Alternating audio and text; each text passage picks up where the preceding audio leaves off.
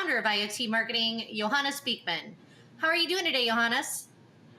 I'm doing great, Tiffany. How are the two of you doing? Excellent. And as we get started, we would like to announce our call for papers, speakers, and sponsors for our 2023 Summit of Things. And this global virtual event will take place for 3 days this October. And we are seeking thought leaders and those with a powerful and meaningful message to share about IoT and other advanced technologies to submit, as well as brands that are looking to increase their brand awareness and lead generation. So please, if you'd like to participate, reach out to us to learn more by visiting iotmktg.com or scanning the QR code on the screen. Anything you'd like to share about our upcoming Summit of Things, Johannes? Well, Tiffany, the Summit of Things builds on the success of the Green Thing Summit that we had back in April. And we already have a very strong speaker lineup for the Summit of Things, which includes Prescia Caraway from Walmart, Jeff Winter from Hitachi Solutions, Rob Vanderberry from Thales, Chris Whitaker from Telarus, Matt Samuelson from Triodos, and last but definitely not least, the one and only Steve Brummer. This is an event that you cannot afford to miss. And there are a lot of other speakers that are going to have fantastic messages as well. So be sure to join us, and you can still get your free early bird ticket if you act fast enough using the link on the screen. And we look forward to seeing you at the event. And our first story comes from RCR Wireless.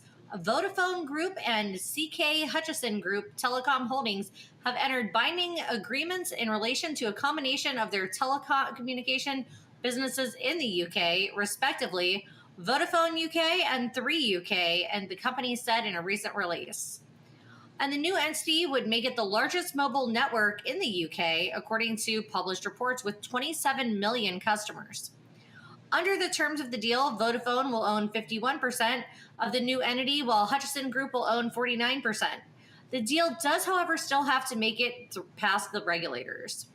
The new entity will reach 99% of the UK population with 5G standalone SA networks. Also, the combined business will invest $11 billion in the UK, which is about $13.95 billion US. The company has also noted that the new entity will create a third operator with scale, increasing competition with leading converged operators BT and Virgin Media O2, and providing more choice for wholesale partnerships in the country's MVNOs. And the transaction is expected to close before the end of 2024, subject to regulator and shareholder approvals. What are your thoughts on this powerful merger, Johannes? Well, we've known about this merger for quite a while already, Tiffany. So this was announced almost a year ago in October 2022. And the Vodafone Group revealed its intentions to merge 3 and Vodafone UK. This transaction, as you mentioned, is expected to close before the end of 2024. So it's, as normal, a 2-year time frame to close something like this. And of course, there is a lot of regulatory and shareholder approval that's still going to be needed. Now, how much market share will the merged company have? Well, depends a little bit on the statistics that you're looking at, but based on my analysis, the merged company will be slightly larger than number 2, which is EE, owned by British Telecom, and 25 to 30% larger than O2, which is owned by Virgin Media. Now, Vodafone and Hutchison Whampoa, the two mother companies, have a history of collaborations and mergers in various markets, including Australia and Italy. So the two companies know each other quite well, and merger like this can yield numerous benefits, but also pose challenges. So here are some potential benefits and also the reasons why they do this kind of merger. So based on a typical telecommunication merger, everyone is unique. It has their own unique circumstances, but typical benefits you can expect are, of course, economy of scale. And this is the real reason why they want to merge. Merging allows companies to increase their size and diversify their product offerings, which can lead to cost savings due to economies of scale and scope. This was likely key motivation from behind the Hutchison and Australia merger, for instance. The second reason is improved market positioning. By combining resources, the merged entity can potentially secure a better position in the market against competitors. This was particularly important in the crowded markets like Australia and Italy. Then number three, network infrastructure consolidation. Network infrastructure is expensive, and consolidating network infrastructure can lead to cost savings, better coverage, and increased service quality. Sharing of expertise and resources. Each company brings its own expertise and resources to the table. The merger allows sharing and integration of this expertise, potentially leading to a stronger, more competitive business. Now, of course, these are all the benefits, but there always are challenges. Integration issue is one of the biggest challenges. Merging two large organizations, and these are two large organizations, presents significant challenges. These include integrating different corporate cultures, management styles, systems, and processes. Then you mentioned, and we mentioned several times already, regulatory hurdles. Telecommunications is a highly regulated industry. Mergers often attract scrutiny from regulatory authorities who are concerned about market concentration and potential negative effects on consumer choice and pricing. Number three is employee morale and retention. Mergers can create uncertainty among employees, potentially leading to lower morale and higher turnover. Customer service disruption is the next item. During a transition period, there could be potential disruptions to customer service as systems and processes are integrated. It's important to note that the exact benefits and challenges realized from these mergers would depend on the specific circumstances of each merger and how well the integration process is managed. Given the fact that this isn't Vodafone's and Hutchison's first rodeo, we can expect that the integration process will be very well managed, but we're still early in the process. We still have a year to go, and so we have a long time to go. Thanks, Johannes. And our next story comes from Beijing, as PR Newswire reports WiMi Hologram Cloud Inc., a leading global hologram augmented reality technology provider, today announced the development of a novel fog architecture for IoT sensing and actuation as a service, a scalable and fault-resistant layered fog architecture. The main goal of this architecture is to enhance the SaaS performance of IoT by introducing a failure-resistant layer of fog nodes between the cloud and IoT devices.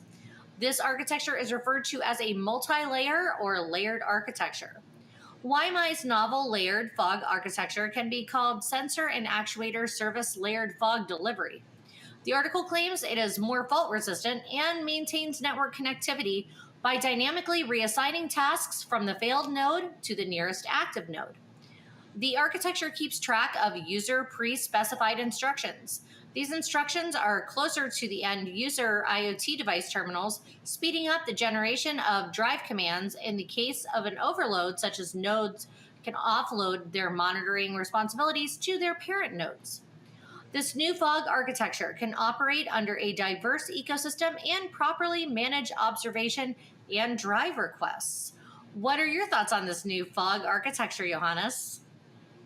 Well, it's definitely interesting, and I've enjoyed reading about it. But let me unpack this story. So let's start with hologram augmented reality.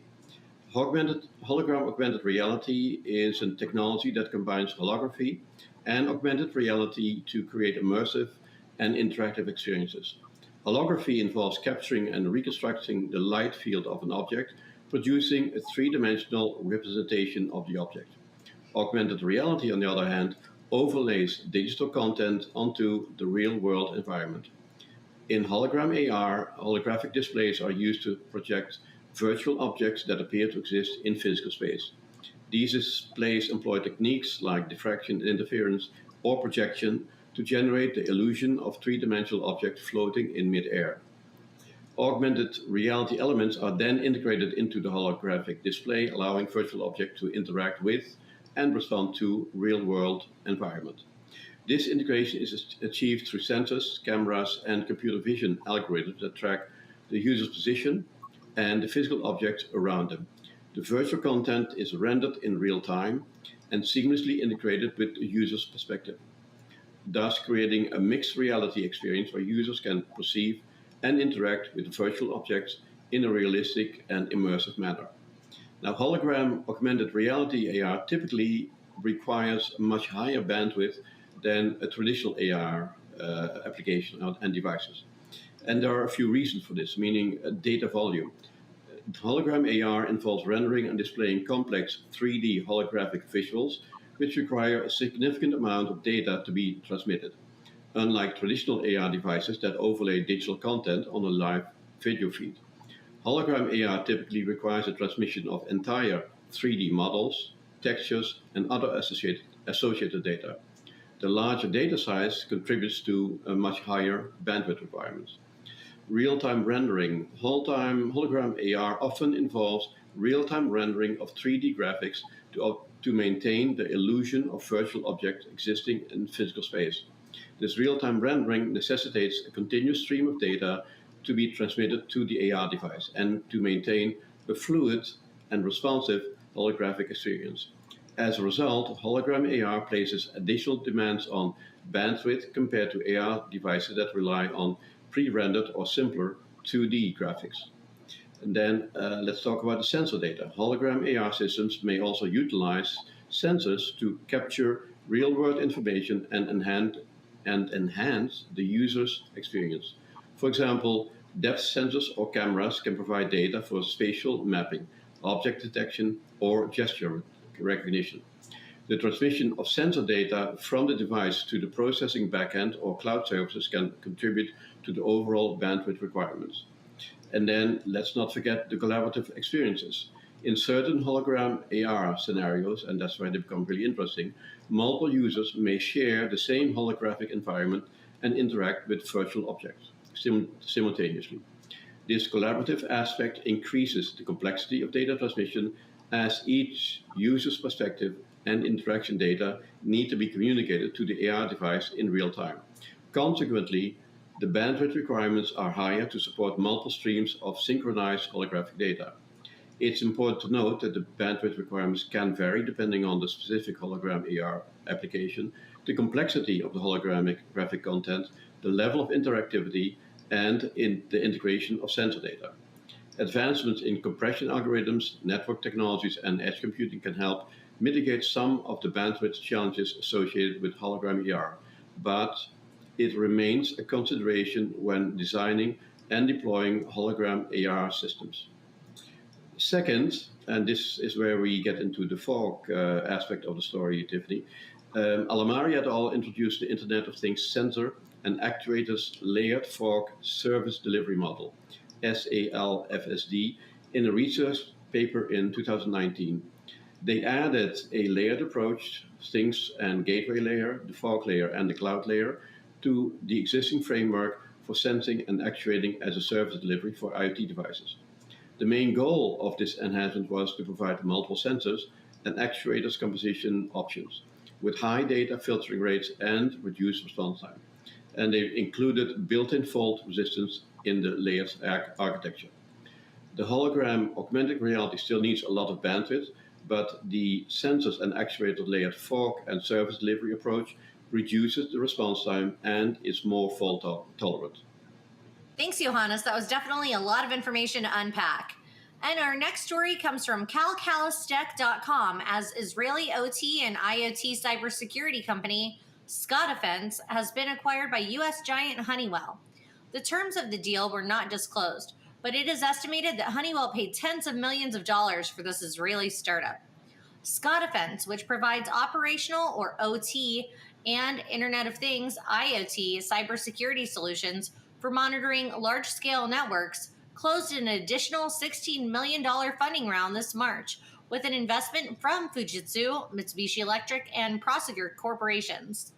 The Israeli company's existing investors include its first and largest investor, Jerusalem Venture Partners, Global Brain, HCS Capital, and Rapid7.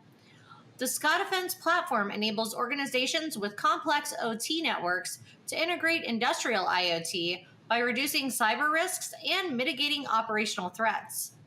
The company, which was founded in 2015 and employs 60 people in Israel, the US, and Japan, has raised a total of $40 million to date.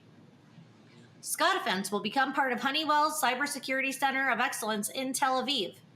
The SCADAfence product portfolio will integrate into the Honeywell Forge Cybersecurity Plus suite within Honeywell Connected Enterprise, Honeywell's software arm with strategic focus on digitalization, sustainability, and OT cybersecurity SaaS offerings and solutions. It sounds like there's a lot of value in SCADA solutions. What are your thoughts on this, Johannes? There is a lot of value in SCADA solutions, Tiffani. SCADA has been around for decades, and I'm sure you'll love the story. And the history of SCADA shows how valuable this technology is. So SCADA, which stands for Supervisory Control and Data Acquisition, is a system used for monitoring and controlling industrial processes and infrastructure. It emerged as a result of the need for remotely monitor and manage complex systems in industries such as manufacturing, energy, water treatment, and transportation. So let's look at the history of SCADA, and then we have to go back all the way to the 50s and the 60s, because the origin of SCADA can be traced back to the 1950s and 60s when the first computer-based control systems were introduced. These systems relied on punch cards, you know the old punch cards, don't you, Tiffani, and early computer technologies to control and monitor industrial processes. In the 1 decade later, the introduction of DCS, the distributed control systems, started to gain popularity in the 60s and 70s. DCS focused on decentralized control, where multiple controllers were distributed throughout the plant and communicated with each other. Although DCS played a vital role in industrial automation, it lacked centralized monitoring capabilities. And that's where SCADA comes in. So we really saw the emergence of SCADA in the 70s and the 80s. And in the 1970s, the concept of SCADA began to take shape with advancement in computer technologies. The ability to collect and process data from remote locations became more and more feasible. The term SCADA was coined to describe systems that could monitor and control industrial processes from a central location. Then the next step in the SCADA process, we saw the rise of microprocessors and communication technologies in the 80s and the 90s. The availability of microprocessors and advancements in communication technologies such as programmable logic controllers, PLCs, and remote telemetry units, RTUs, fueled the growth of SCADA systems. These systems allowed for real-time data acquisition from various field devices and enabled control commands to be sent remotely. The next step was the integration of SCADA with computer networks, and that happened in the 1990s and is still going on now. So with the widespread adoption of computer networks starting in the 1990s, SCADA systems evolved to leverage these technologies. Local area network, LANs, and wide area networks, WANs, enabled the integration of remote sites and centralized control centers, enhancing data exchange and control capabilities.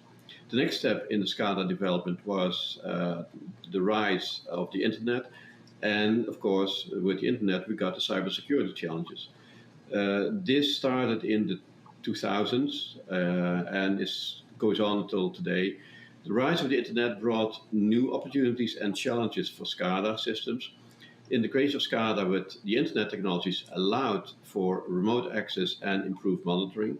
However, it also and immediately introduced new cybersecurity risks, as SCADA systems became potential targets for malicious actors. This latest step in the SCADA development was the emergence of the modern SCADA systems, as we call it. So today, SCADA systems have become more advanced and sophisticated. They incorporate features like real-time data visualization, advanced analytics, cloud computing, and mobile access. The integration of SCADA with other emerging technologies, such as the Internet of Things, has further enhanced the capabilities and flexibilities of these systems. Overall, the history of SCADA showcases a gradual evolution driven by advancement in computer technologies and communication networks and industrial automation needs. SCADA systems continue to play a crucial role in monitoring and controlling complex industrial processes, ensuring efficiency, safety, and reliability in various sectors. Thanks, Johannes. And Sigfox-owner Unabiz seeks $100 million funding after signing a cellular IoT deal with Soracom. According to RCR Wireless, Unabiz has signed a deal with KDDI-owned Soracom, an investor in and collaborator with Singapore-based Sigfox-owner already, to resell its global cellular IoT airtime as part of its burgeoning universal LP1 proposition. Meanwhile, the Nikkei reports that Unabiz is looking to raise a further $100 million in a Series C round this year to resell its IoT device and airtime solutions in Japan. It quotes Unabiz that it has investors already lined up.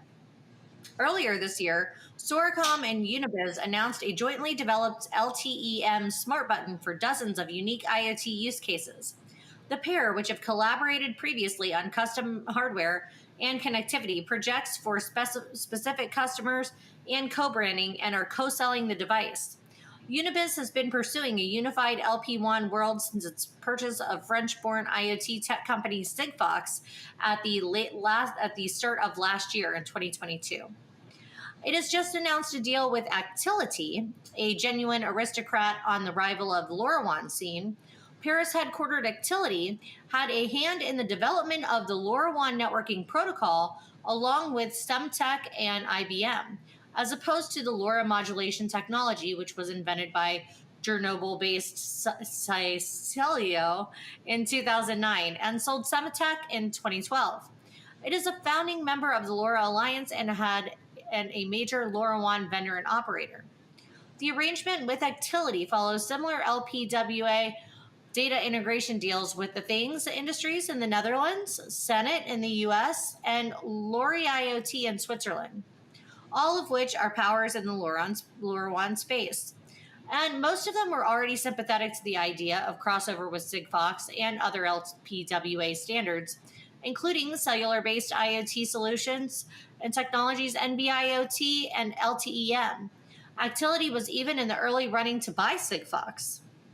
Swiss-based Lori IoT is a mainstay in the MIOTY scene, as well as MIOTY is the go-to-market brand for the Johnny-come-lately telegram-splitting ultra-narrowband standard, developed by the Fraunhofer Institute for Integrated Circuits. It has been in talks with the Y-Sun Alliance about closer cooperation, and the new go-to-market deal with Soracom gives Unabiz a firmer foot in the cellular IoT space, where NB-IoT and LTE-M jostly with global 2G and LTE availability. But personally, I was under the impression that 2G has been sunset, so I'm curious what your thoughts are on this story, Johannes. Well, Tiffany, the short answer is that 2G is sunsetting. But doing a quick research, roughly 50 countries still have 2G. So half of the world is still using 2G. And there are good reasons why so many countries still have 2G. So first of all, cost, always a good reason. 2G is a less expensive technology than 4G or 5G. So it may be more affordable for carriers to continue to support it in some countries. Second reason is coverage. 2G networks may have better coverage in some rural areas than 4G or 5G networks. Devices, older devices may only support 2G, so carriers may continue to support it to allow these devices to continue to work. It's also worth noting that 2G is still used for some important applications such as emergency services and machine-to-machine communication. So even if a country has sunset 2G for regular mobile phone use, it may still continue to support it for these critical applications. Now, coming back to the US, here in the US, actually T-Mobile is the last of the major carriers to sunset 2G. T-Mobile will shut down its 2G network in the United States on April the 2nd, 2024. So in the USA, the 2G network is not a viable option for an IoT application if you want to launch it now, or if you have one that you want to deploy. But in other countries, 2G may still be around for years to come. Therefore, if it's still available, it may be worthwhile to check how long 2G will continue to be available in the country that you're trying to enter. Thanks, Johannes. And next, another LoRaWAN related story, as Kerlink and the Things Industries have teamed up on zero-touch LoRaWAN provisioning. RCR Wireless reports that France and Dutch LoRaWAN groups, Kerlink and the Things Industries, have announced a partnership to align their hardware and software, respectively, to offer customers zero-touch provisioning for IoT network deployments. The pair said they have developed a plug-and-play LoRaWAN package combining gateways and network servers to accelerate massive IoT adoption. The pair listed benefits such as simplified deployment. Gateways come with network settings, security parameters, and other necessary configurations. Faster time to market, streamlined provisioning for streamlined gateway deployments, remote provisioning, and gateways shipped directly to deployment locations and connected automatically to the Things stack. And simplified maintenance and updates, patches, and configuration pushed remotely to gateways. And this solution is available on Kerlink's single-use Magic Link URL, which automatically runs personalized configuration. What are your thoughts on this zero-touch LoRaWAN provisioning, Johannes? Well, zero-touch provisioning, ZTP, is a process that allows Internet of Things devices to be automatically set up and configured remotely without any need for manual intervention. The aim is to simplify and streamline the network deployment process, minimize the potential for human error, and reduce the time and cost of deploying IoT devices at scale. When a new device connects to the network for the first time, it can automatically download the right configuration files and software, perform initial setup tasks, and integrate itself into the wider network. And here's how a ZTP process typically works. So first of all, you ship the device. The unconfigured IoT devices are shipped directly from the manufacturer or distributor to their deployment site. These devices are built to be ready for ZTP. Network connection, once the device is powered up and connected to the network, it identifies itself to the network and begins the ZTP process. Communication with the provisioning server, the device contacts a central provisioning server which can be located in the cloud or a local network and sends its unique identifier, such as a serial number or a MAC address, into the cloud. Device identification, the provisioning server uses this unique identifier to determine what kind of device it is, where it is, and how it should be configured. Next step is configuration and software download. The server sends the appropriate configuration files and software to the device. The device installs the software and applies the configuration. Next step is verification and completion. Once the device has been configured, it can send a message back to the provisioning server to confirm that the process was successful. The device is now ready for use. So this process and method is highly scalable and cost-effective, especially for large IoT deployments. It also ensures that devices are set up consistently according to predefined specifications, which improves network reliability and security. Zero-touch provisioning is a great way to automate the provisioning of IoT devices, but it's not always the best option. And here are some alternatives to ZTP for IoT network deployments. So one-touch provisioning, this is a simpler version of ZTP that requires the user to manually enter some basic information, such as device's hostname or IP address. This can be a good option for small deployments or for devices that don't need to be configured as securely as those using ZTP. Manual provisioning is another alternative. This is the most basic way to provision IoT devices, and it requires the user to manually configure each device. This can be time-consuming and error-prone, but it is the most flexible option and can be used for any type of device. And then the next option, cloud-based provisioning. This is a newer option that uses cloud-based services to automate the provisioning of IoT devices. This can be a good option for large deployments or for devices that need to be provisioned quickly and easily. The best alternative for IoT network deployment of your device will depend on your specific needs and requirements. If you need a secure and scalable way to provision your devices, ZTP is a good option. If you're looking for simpler or more flexible option, one-touch or manual provisioning may be a better choice. And if you need a way to provision your devices quickly and easily, cloud-based provisioning may be the best option. Great, thanks, Johannes.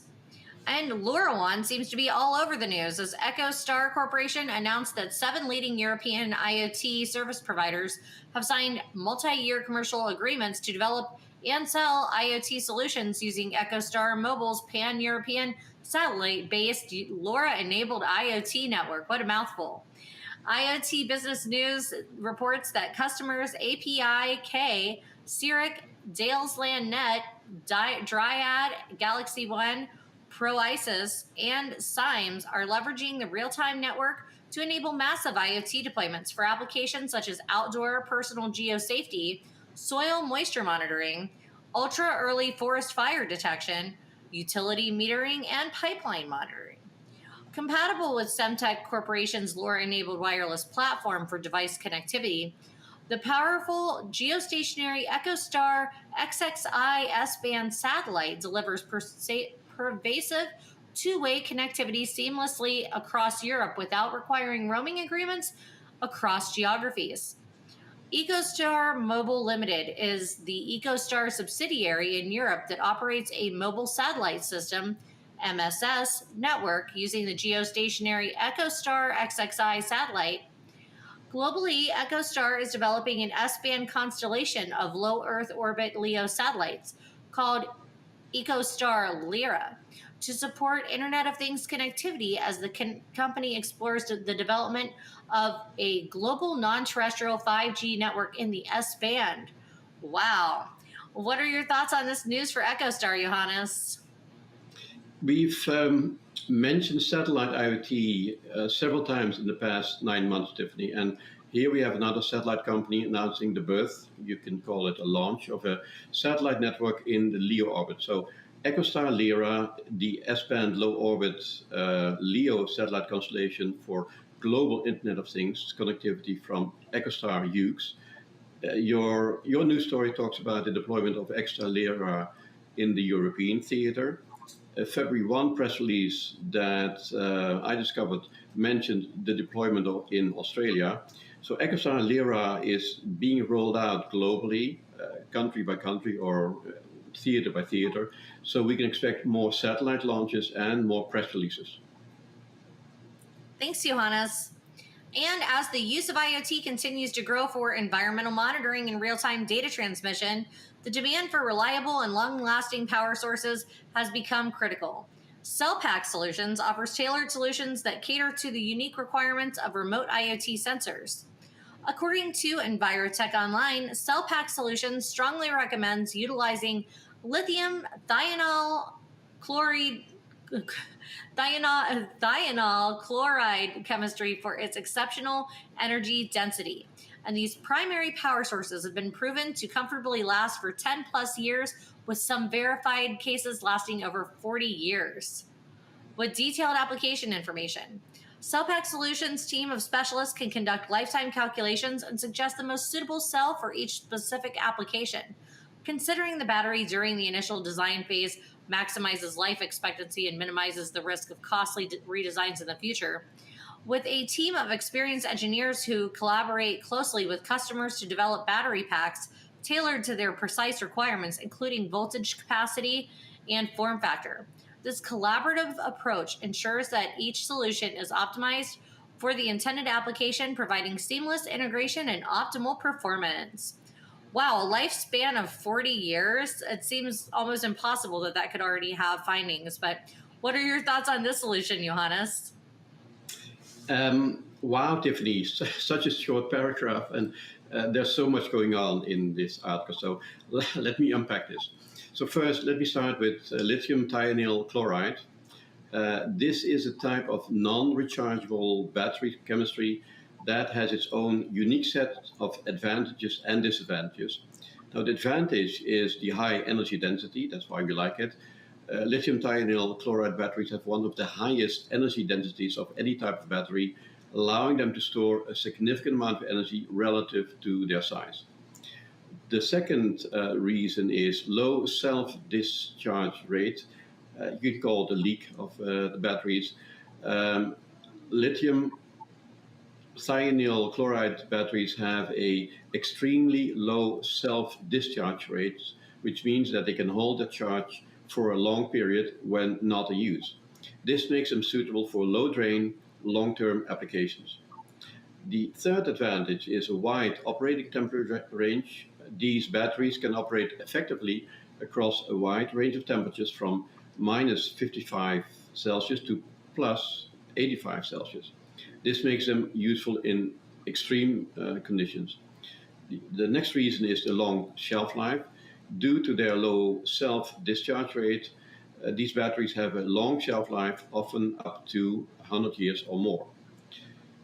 And then, as you mentioned, yes, we've tested these batteries extensively, and we now have data points that says that they would last for 40 years. Now, the disadvantages of this technology is it's non-rechargeable. So lithium thionyl chloride batteries are primary batteries, meaning they cannot be recharged. Once the energy stored in the battery has been used up, the battery must be replaced. Safety risks. These batteries can pose safety risk due to their high energy density and the nature of chemicals involved. Anything that involves lithium is always tricky. If misused and improperly handled, they can explode or leak harmful chemicals. The high cost, that's something to consider due to the specialized materials and processes required to manufacture them. These batteries are often more expensive than other battery chemistries. And then the environmental impact. As with many types of batteries, improper disposal of lithium thionyl batteries can contribute to environmental pollution due to the hazardous materials they contain. Last but not least, and I would like to mention that, the passivation layer. Over time, a layer of lithium chloride can form on the anode, which can increase the internal resistance of the battery and reduce its performance. This layer, however, can be disrupted and performance restored if the battery is subjected to a high pulse discharge. So you need to know how to keep these batteries in good shape, basically. The major takeaway from this story is that here we have long-lasting batteries that lithium thionyl chloride provides major advantages for IoT devices. With this technology, we can create near immortal IoT devices, or deploy and forget IoT devices, as they are called. And deploy and forget IoT devices are an increasingly important segment of the IoT industry. These are devices that can be installed once and then operate independently for many years without requiring human intervention for maintenance, updates, or battery replacement. This is made possible through advancement in low-power communication technologies, power-efficient data processing, and long-lasting batteries. Some of the key applications and benefits of deploy and forget IoT devices include remote monitoring. Deploy and forget devices are particularly useful in remote monitoring applications where it's difficult or costly to send people for regular maintenance, such as environmental sensors in remote wilderness areas, industrial sensors in hazardous environments, or smart city sensors spread out across a large urban area. Lower total cost of ownership. These devices can significantly reduce the costs associated with IoT deployments as they eliminate the need for regular maintenance and reduce the risk of downtime due to device failure. Scalability. The reduced maintenance requirements of deploy and forget devices makes it easier to scale up IoT deployments, as a large number of devices can be managed with the same level of resources. Long-term data collection. For applications that require long-term continuous data collection, such as climate monitoring or structural health monitoring of buildings and bridges, deploy and forget devices are ideal.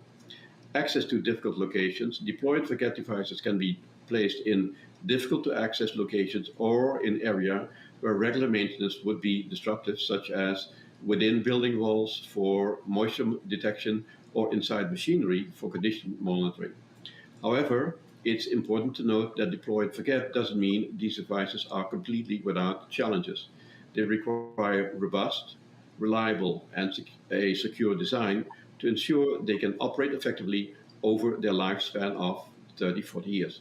In addition, their end-of-life disposal needs to be planned just like with any other IT device, carefully to avoid creating e-waste and causing environmental harm. Thanks, Johannes. And in light of this story on environmental monitoring, we would like to remind you that you can still access our Green Things Summit on demand to watch more than 20 sessions spanning topics such as sustainability, ESG, global megatrends, agriculture, the environment, and so much more. And we have a great lineup of speakers, and the messages are very valuable. And you can access that content right now on demand at iotmktg.com. Is there anything you'd like to say about our Green Things Summit, Johannes? Sure, Tiffany. We had a very, very strong international speaker lineup for the Green Tech Summit that included speakers from AWS, Microsoft, Siemens Energy, Shell, and Helen Pepper, the Director of Global Communications for the International Fund for Agricultural Development. As always, we took on a big topic and tried to cover it, showcasing different perspectives and speakers with different backgrounds. And we also presented amazing breakthrough technology. It was a very strong, well-attended summit. And I have to say, sustainability is a hot topic. And I know that that is a bad pun, but it's really hot outside and it will only get hotter. So we need more sustainability effort. So check out the 20 sessions that we have for the Green Tech Summit to learn more about the latest trends in sustainability. As we wrap things up, we want to invite you to attend our August event, which is Chester Santos Instant Memory Training at the 1-hour webinar, which is free to attend, and you can register now at iotmktg.com. And we also have our upcoming Summit of Things event this October, and that is happening. We have free tickets available now. You can get your free ticket as an early bird ticket, and be sure to submit for our speaking, sponsorship, and call for papers opportunities. And it's going to be a great event. We've got a great lineup of speakers. Anything you'd like to say about Summit of Things 2023, Johannes? No, we have a great lineup of speakers, and we did call for speakers. We also got a great response on that. So it's going to be a great event with a lot of speakers, a lot of interesting topics. So don't forget, sign up, and looking forward to see everybody there. So if you have anything to do with IoT, networks, telecommunications, cybersecurity, AI, drones, additive manufacturing, smart manufacturing, we'd love to hear from you and get you involved in the summit. So contact us right away. And lastly, we want to remind you that IoT Marketing can assist with all of your end-to-end marketing, PR, and production needs. And we offer an array of services to help you launch and fuel your company. And be sure to reach out to us if you're interested in content creation, graphic design. Maybe you're starting a new business and you'd like help with your business plan, pitch deck. We do that, as well as white label webinars, virtual events, podcasts, PR, and so much more. Johannes, any final thoughts as we wrap things up? Well, I'd like to mention that we do everything in-house, Tiffany. So everything that you see on the website is done in-house. So if you have a need for video, for content, for any of our services, feel free to reach out to us, and we're glad to help you. Thank you so much for joining me today, Johannes, and thank you to all of you for watching. And we will see you again next month at IoT Marketing Live. Have a great day. Thank you, Tiffany, and have a great day. Bye-bye. Bye-bye.